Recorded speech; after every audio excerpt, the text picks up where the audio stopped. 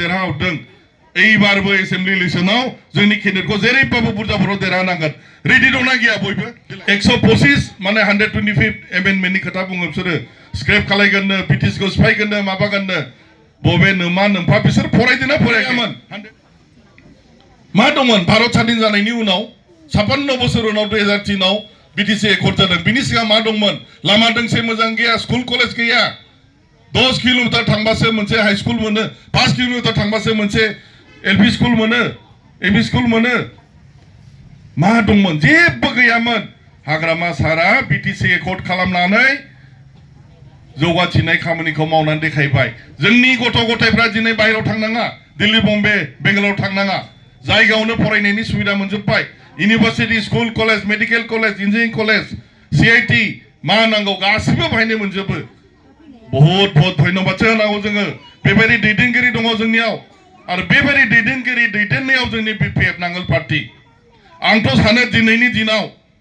बिरोधी पार्टी रावबो थानो मोना बे बिटिसिआव थानांगौ नामा बुंलाय बिसोरो गाज्रि गाज्रि बुंबाय थायो जेब्लायबो पाब्लिकखौ जेब्लायबो एखेबारे माने जानला मेनला खोथा बुङो 125 माने 125 एमेन्डमेन्टनि खोथा बुङो बिसोरो स्क्रेप खालायगोननो पिटिसिखौ सिफायगोननो माबागोननो बबे नोमा नोमफा बिसोर फरायदोंना फरायाखै 125 एमेन्डमेन्टआ मा बुस्थु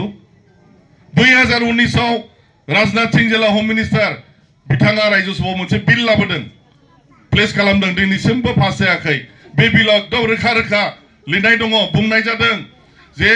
10टा जितु काउन्सिल जोंनि नर्थ इस्टआव मोनब्रै स्टेटआव आसाम मेघालय त्रिपुरा आरो मिजोराम बे मोनब्रै स्टेटनि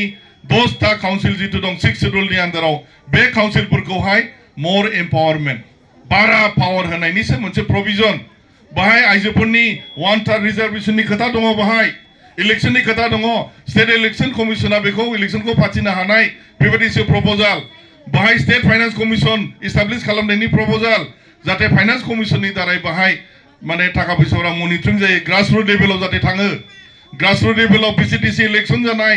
टाउन कमिटिफोर इलेक्शन जानाय बेफोरनिसो बाथ्रा दङ बाहाय फाइनान्सियेल मेटरनि खोथा दङ एक्जिकिउटिभ एडमिनिस्ट्रेशन बाहाय गासिबो बेफोरनिसो बाथ्रा दङ बेथ' मोजांसो जोंनि काउन्सिला साबसिन काउन्सिल बे 10टानि बिथोराव आरो लास्ट जाफैनाय बे 2003 आव प्रथम काउन्सिला कार्बि आंलं जादों 1952 सनाव 1971 सनाव जादों माखासे मेघालयआव मोनथाम 1985 आव जादों त्रिपुराव 1952 सनाव मिजोरामाव जानाय जोंनिया 2003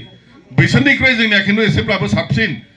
एथ' मोजां एकर्ड खालामदों हाग्रामा सारा जोंहा बिश्वास थानांगोन एखेबारे जों जेब्लायबो खौसे थानांगोन जोङो भुल खालामनो मोननाय नङा बिटिसि इलेक्शनाव जों जेरैबायदि बयबो ज' थानानै एखेबारे बिराद गोरलै नोगोरै नांगोलाव भट होनानै जों देरहाहरदों एइबारबो एसेम्बलि इलेक्शनाव जोंनि केन्डिडेटखौ जेरैबाबो बुरजा भराव देरहानांगोन रेडि दंना गैया बयबो देलाय दङना आंथ' बांसिन जोंनि बायदि नुदों आं खोनादों दिनै माखासे इउपिपिनिफ्रायबो जइन जागोन जों वेलकाम खालामो दाय जोङो बेखौ सेलिब्रेसन खालामगोन जायखिजाया जोङो मोजां थांनि खौसे थानि जोङो जोंनि बिजाथिया बिराद मोजां दिनैनिल' नङा बियो आं दहाय जेरै बुंदों जाथिनि थाखाय गाबथाग्रा मानसि होनबा बे आं उन्दैनिफ्राय नुबोदों बिसोरखौ आंबो खम नङामोन अबयसे आं बिसोरनि बिदा गिदिर बादि थेवबो आं साख्रियाव दंमोन नालाय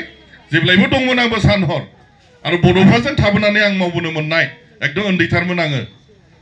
जाय हक जोंनि बेकग्राउन्डआ बेबायदि जोङो मोजां केन्डिडेट मोनदों जों देरहाथारनांगौ जेरैखि जाया दे आं बारा गोलाव फोलावनो गोसो गैला बे स्किम मोननाय मोनै लानानै बोराबनो मोना रावबो फैगौ दिनफ्राव जों सारि बोसोर समय मोनबावगोन बाहाय जोङो गासैखौबो जेराव जेरै होनो हायो होलांनाय जागोन बयनिबो सुबिदाखौ जोङो होनो सेस्था खालामगोन खालाममारगोन हाग्रामा सारा एकदम कमिटमेन्ट होखानाय दंखायो दे दा आं जोबथारनायाव आं बेखौनो खावलायबावबाय बयबो जाहाथे नांगोलनि सिनावनो जाहाथे भट होनानै जोंनि बिजाथिखौ देरहाथायो बेखौ खावलायनानै बेखौ गुरै खावलायनानै आङो आंनि सुंद' बिबुंथिखौ बेयावनो फोजोबबाय गोजोन्थों।